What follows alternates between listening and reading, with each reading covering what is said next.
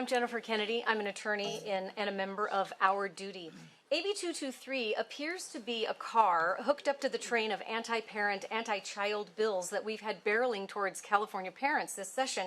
AB 223 wants to take traditionally public records and make them confidential. And the theory goes, as we've heard, is that peers of closeted trans-identified kids will somehow locate these gender change records on the internet and out them and bully them relentlessly, and they may get depressed and commit suicide. This bill is not reflecting the reality. As a public school parent, ask any public school parent, we're in California in 2023, kids are out at school. They are celebrated, they are part of the club. They get their pronouns and their new name on the first day of class when the teacher asks them. Kids these days are over it. So the bullying argument seems a little speculative. Second, we're talking about court records. Court records, even I as an attorney have difficulty finding court records. You have to have an account and a credit card. These are not searchable on easy little Google searches. So I'm interested to hear, because we've tried. It's very difficult to bring up these court records on an internet search. Plus, I don't see kids finding these records themselves when it's so difficult, when you got to look them up on the court websites. So the real evidence of bullying and the access to records seems quite a bit like a red herring here. And it makes me wonder that AB 223 looks a lot like a solution to a non-problem.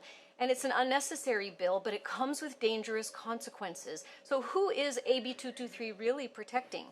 And it looks like it's protecting the adults who wish to hide their changes of gender markers on birth certificates. And the obvious slippery slope here is that third parties, unrelated to the child, are allowed to, as they have always been, they've allowed to change these gender markers, and yet they're allowed to then hide the public access. And that is the problem. Notice closely in AB 223, there's no age range identified where records should be sealed to avoid this bullying and suicide. So now we've got adults petitioning to change the birth certificates of little children, young children, as we've heard, 5 years old, 3 years old, who cannot advocate for themselves, just like they cannot tell mommy to go in and file a petition to change their gender.